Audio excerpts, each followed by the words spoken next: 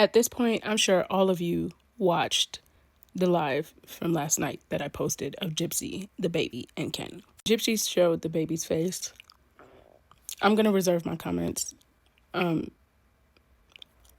But the baby definitely looks like the both of them. But the fact that the baby has blue eyes makes me wonder. I don't know. I'm just saying. Did y'all notice that that baby cried every time Gypsy held it? I think that was very suspicious. The way that baby was hollering every time Gypsy was holding it, I feel like it said a whole lot. And furthermore, the baby was looking for Ken, even when she was being held by Gypsy. As soon as Ken would take her, she would stop crying. The fact that people are still trying to say, no, she's just a mom. Are you for real? You're not going to be able to sell me on that one, Bookie. Not at all. Honestly, Gypsy seems very jealous of that baby. She seemed very irritated and agitated when the baby would cry. It just seemed like too much going on. I don't know about y'all. What did you guys think? I just think it was very interesting. And you can tell Ken is trying to play like the supportive partner, but he's not there and don't want to be there either. But drop your comments down below and watch the rest because this is interesting. Did you all catch the 60 minutes of lies in Gypsy Rose's show last night? You know, once a liar, always a liar. She said in her show last night that she was home when the girl drove by that she was threatened by. Gypsy Rose's best friend, or alleged best friend, said that she was out at the store when it all happened on live months ago when this incident happened. Now she was at home. Did you really see the bad acting? Ken said, do you want me to come get you? She said, well, you can come get me later. Then Ken says, okay. Then he hangs up and calls back and says, shh, I think I should come get you right now. I'll be there in an hour and a half. If she was really threatened and you were really scared, you wouldn't wait. But let's be real. Someone that had their mom unalived, are they really scared of some random person? But it's also crazy for somebody to go over to someone's house and you know that they unalived their mom. I don't know which one's crazy, but I know that they both are crazy. Now, I also want to show another lie to you that Gypsy did on Kale's podcast to just show you the habits that she does. And then Nick told you at one point that if y'all ever had a daughter together, he would take your daughter. Correct. And I broke up with him after he said that. We had a huge argument after that. I broke up with him. I'm like, I'm done. I told him a bunch of names. I was like, I'm never gonna let you do that. So you just lost me. And then he basically talked me back. I said that I would never do that. That was my other personality, but I would never let him do that. So I got back together with him.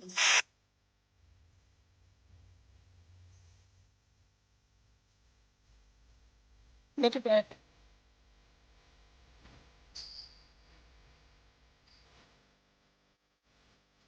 The last share.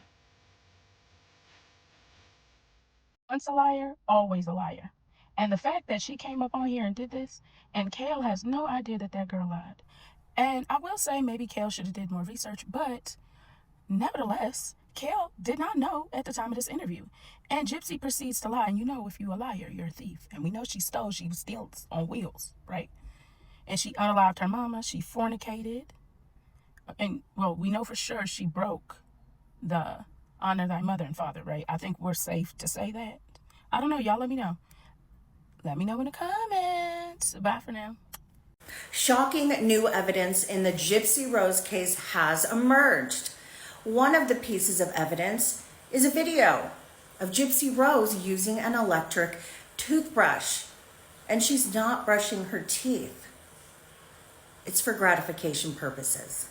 This video is part of a collection of about 100 newly discovered clips. While it's unclear what other devices she may have used in these videos, it seems likely that a variety of them were involved.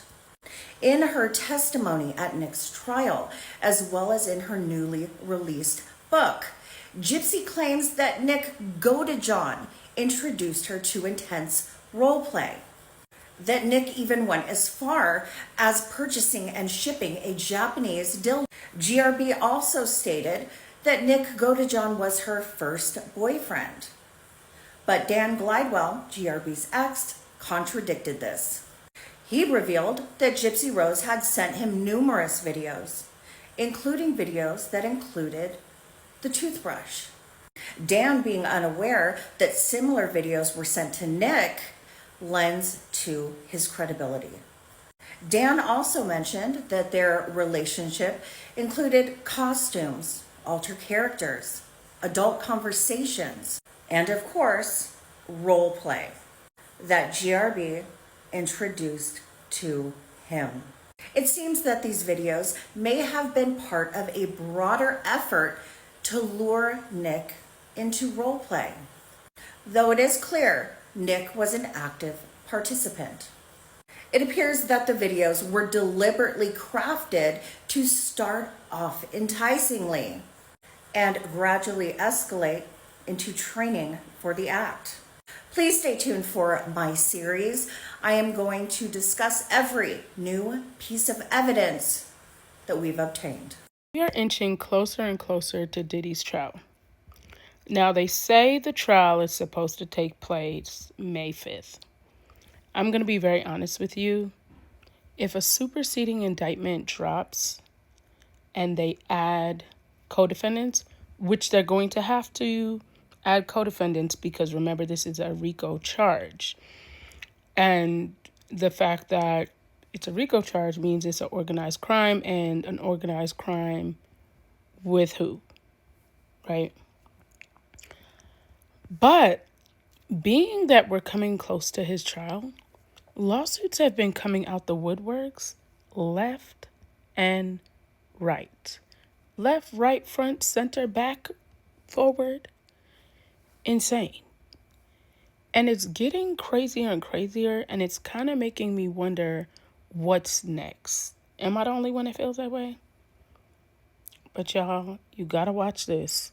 Let me know your thoughts down below because I feel like things are getting really wild. Diddy just suffered a major loss in his lawsuit with the producer Little Rod Jones. Diddy has been trying to fight Little Rod's lawsuit, and he recently filed a motion to dismiss his lawsuit, but the judge just responded today and said part of Little Rod's lawsuit will move forward with some big allegations, and some of them will be dropped. Diddy's motion to dismiss was granted in part, but was also denied in part, which means some big claims in this lawsuit will move forward in the court process. Now, the judge did grant a dismissal to the RICO claims, negligent and intentional infliction of emotional distress, and contract claims. That does not mean that Diddy is off the hook by any means, because there are still some big allegations in this lawsuit that are moving forward against Diddy and others. The allegations brought up under the Trafficking Victim Protection Act will move forward against Diddy and Christina Korm. This law makes it unlawful to recruit, entice, harbor, transport, provide, obtain, maintain, patronize, or solicit any person knowing or in reckless disregard of the fact that means force, threats of force, fraud, or coercion for S acts. And the judge said that Little Rod Jones adequately pleaded the violations as to Combs on numerous occasions. The judge said that Diddy allegedly recruited or enticed Jones to solicit and perform S acts with commercial workers, as well as transported Jones across state and international borders. Diddy allegedly secured Little Rod Jones' compliance with his request by promising economic benefits that never materialized and threatening him with physical restraints and harm. The judge said that Diddy tried to make two arguments, and they argued that Diddy's alleged threats and promises were so outlandish that they failed to meet the general requirement that the pleading should be plausible. And that's Diddy trying to say that these accusations are so crazy that there ain't no way that happened. But the judge said, I disagree with that. It's not just what Diddy said that supports interference of fraud. The context and history of Diddy and Jones' professional relationship imports a degree of legitimacy. The judge said Diddy is not only a successful artist and executive with extensive ties to the industry, but he also has a track record of winning the awards promised to Little Rod Jones. Diddy also has a long history of public allegations of violence, specific instances in which Little Rod Jones allegedly witnessed firsthand. Given Given this context, it's not unreasonable as a matter of law to take Diddy's promises and threats at face value. This part right here got me though. The way the judge recites this law, and it says an old age insight that many allegations might be strange but true, for the truth is often stranger than fiction. Then the judge gets into the allegations against Christina Korm, Diddy's ex-chief of staff. Talks about how Little Rod Jones alleged that Christina Korm was aware of Diddy's misconduct, including his unwanted groping and touching of Jones, and also that he allegedly expressed his discomfort with Diddy's behavior to Christina Korm, and alleging that Christina Korm refused to intervene, justifying Diddy's conduct by saying Sean will be Sean. Also, Christina Korm allegedly requesting Little Rod Jones to order workers for Diddy on at least one occasion. The judge said that there's no independent basis on which to dismiss Little Rod Jones' TVPA claims against Christina Korm. The judge also says that Christina Korm may be liable under Section 159A2 as one who benefited from Diddy's ventures, notwithstanding her awareness and participation in the venture's TVPA violations. Another one of the claims that is moving forward against Diddy is SA that Little Rod Jones is alleging that Diddy committed upon him. And the judge said that Diddy's only argument against this claim is that Little Rod Jones failed to allege sufficient factual detail. But the judge said that's not the case because some of the allegations include specific dates and descriptions of these S acts. And the other thing that will move forward is premise liability, which is alleging that Diddy is responsible for the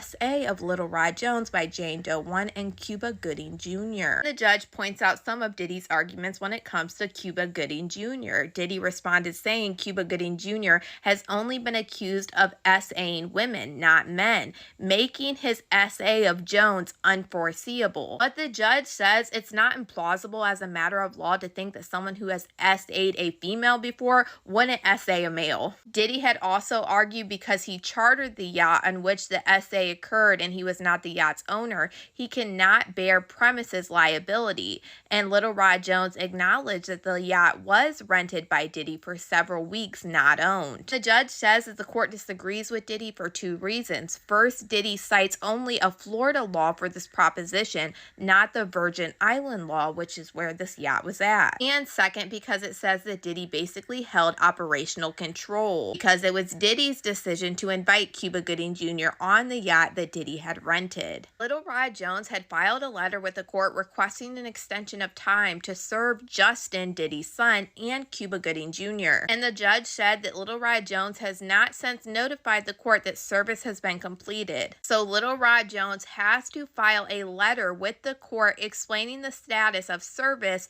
as to Justin Combs and Cuba Gooding Jr. within 2 weeks of the date of this opinion. And if he fails to file this letter, the claims against Justin Combs and Cuba Gooding Jr. could be dismissed. The judge also decided to drop Jane Doe 1 because Little Rod Jones had not served her and gave no explanation for this, and this was Young Miami's cousin. Now, Diddy did get out of this with one big charge being dismissed, which was the RICO charges, but this was because they said that you have to show a loss of business expenses for this to happen. But don't be fooled, because Diddy still has some serious allegations that he's facing, knowing now that this lawsuit will move forward. But y'all, let me know what you guys think about all this in the comments. What do y'all think of that?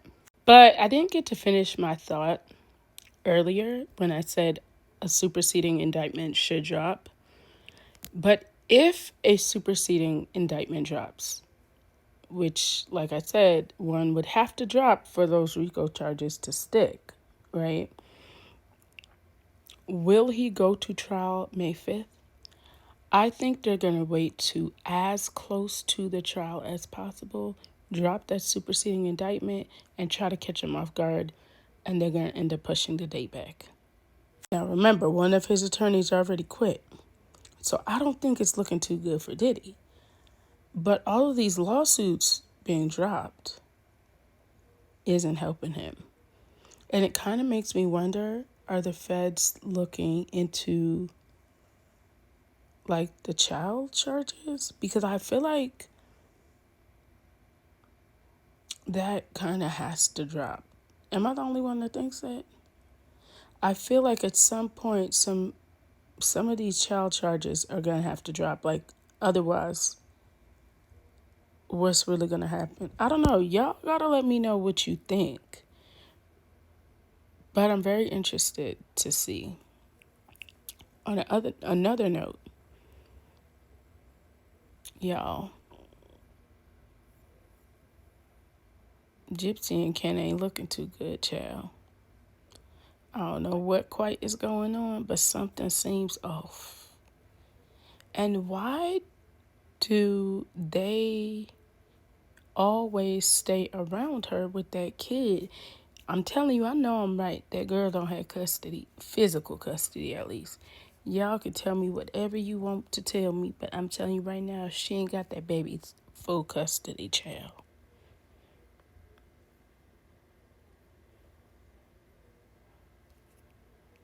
Don't argue with me, argue with your mama.